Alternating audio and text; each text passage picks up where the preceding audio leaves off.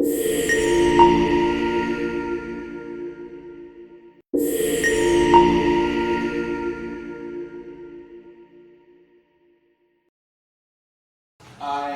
hope everyone can see me and I can't get any higher. So if you can't see me, just think about me like I was in there. My name is Dennis and I started volunteering actually when I was 30 years old first, because it wasn't really until then that I really realized that I could do jobs. And I had some friends who actually told me how to do some volunteering work for disability people.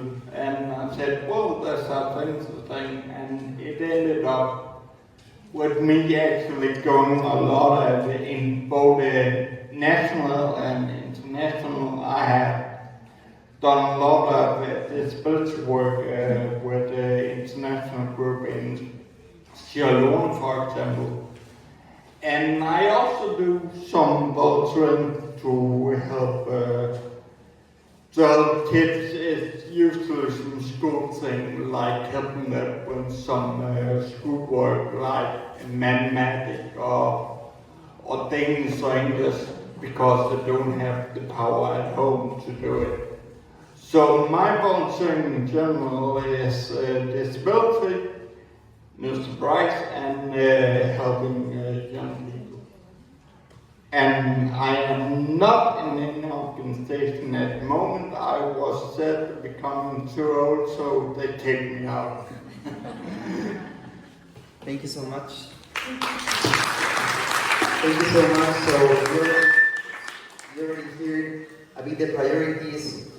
How can you collaborate? So if you know good practices about it, please reach out to him and you can discuss. Now let's follow up with Kasper, also that you just arrived now from the European Parliament. If you can share a bit why you were there, would be also interesting if you want. But mainly to tell us what's your vision of volunteering, what are you doing, what are you involved in this, and perhaps you can find the partners that you're looking for the projects that you're envisioning. I'll try. Thank you very much. I got up here, so the sound is better. Thank you. My name is Kasper. I'm one of the ambassadors that we have this 6 month. We got 3 minutes, I think, to present ourselves, so now is an extremely good time to put away your phones and pay attention. Just so you know. Good. Right. So, I've been doing volunteer work the most of my life, always. In all different kind of organizations. The last years I've been mostly involved in our local volunteer center, and that is the background for me being an ambassador at the moment.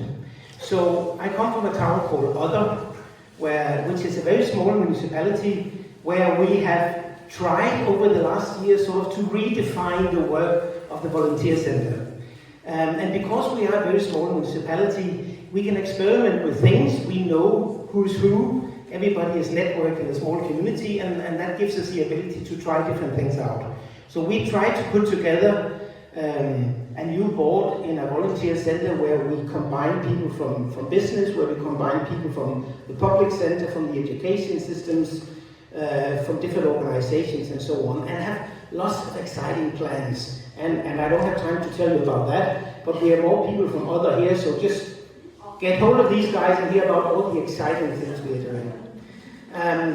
One of the things that's important to me, and why I was just in a meeting in the Parliament, is that when I'm not doing volunteer work, I actually have a daytime job as well. I'm a business owner both in Europe but also in the US. And one of the things I see when we work with US companies is that it is very, very common in the US that employees have paid time off to do volunteer work. That is sort of incorporated there. And that I see very little of here in Europe. At least in Denmark, where I'm from, I see almost nothing except the big international companies where you might have like 20 hours of work every year allowed. This is one of the things that I think we would really like to push in the European companies. To push especially young people into doing volunteer work that way, because no doubt that for companies having new trainees in and so on, it is an enormous benefit that you have young people in that decide, and exciting education, and so also do volunteer works, and in that way get their hands dirty, try things. It works for the employers, it works for the employees. So that is one of the things that's close to my heart. If we could start introducing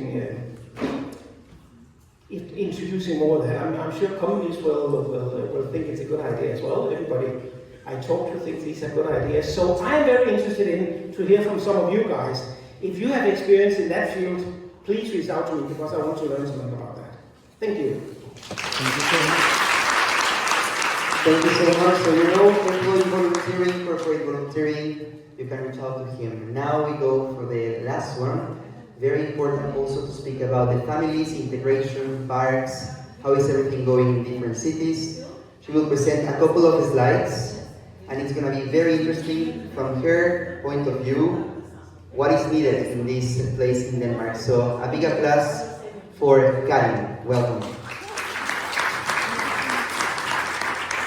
Hi everybody. Ooh, this is a loud microphone. My name is Karin, and what to say about myself, I'm 46 years old. I work professionally with the Red Cross, so also like Kasper, I have a job. But I also spend a lot of time, maybe we can go one slide, with all these lovely people in the board of a local sports, I think, community, I would say, sports club, sports community. And also I'm a mother of two, and this is my youngest daughter here.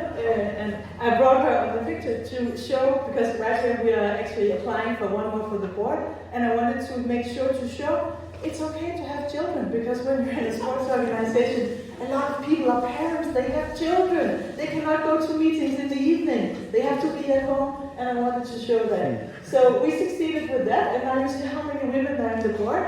Okay, there's 0 men. That's a problem now. Before it was only men, now it's only women. We will also find out. So I want to take you to Hull with me, because that's where I live. It's a small place outside of Odder, where Kasper is also from. 10 kilometers away. Maybe the movie will work. It's also online, but let's see. Yes, try. Look at that. Look at that. We're a sports community with all of the regular things. We're 14 departments. We have tennis, we have football, we have badminton, everything. But we are about more than sports. We're about building community and getting people to come together. Because this is what's important. Sports is good for health. Coming together and being a part of the community is really important as well. And when you live a little bit outside of the city center, just like building on the experiences from Lemvig, we know what it's about. You have to do something yourself. We are more than 100 volunteers, and we have more than 1,000 members, and this in a community with less than 2,000 inhabitants. So almost everybody is part of this local sports community. And we are also more than sports, because we also do children's theater. We do camping every summer. We go at the start of the school term, we invite all the families to come and camp. So not in their own individual tent that you can put up nice and easy. No, we sleep together, the whole grade, first grade together, second grade together, children and their parents, and they have to build the tents themselves, only with poles and ties and a lot of rope. So big challenge, and also something that gives a common goal and creates relationships that really last and that you can build on. And as you can see here in the film, we are also members in all ages. I think we want to stop the film now, and then just go to the next slide, because here you can see some of the volunteer leaders that I'm so lucky to share all this with. Again, you can see the age differences, and again, a child had to be on the picture, because this is real life. And being a volunteer leader is also about embracing real life. So we really feel like we succeed in making room for everybody, but there were one group of people that we were not including, and that's the youth. And I think if we take the next picture, you see some of them here, great girls.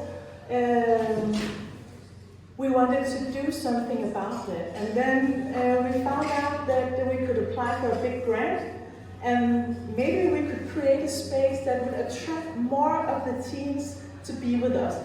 Living in a rural area like this means that when you go in the 7th grade, you have to go to school. So you shift from home, where we live, and you go to other 10 kilometers with the bus, and you just spend your life there and your after-school life as well. And we wanted to ask the youth, do they want to be more part of the local community still? And you know what they said? Yes, we do. We miss our friends, and we miss being part of something. So now we applied for the grant along with the group of young people who helped us to find out just if they wanted and what they wanted.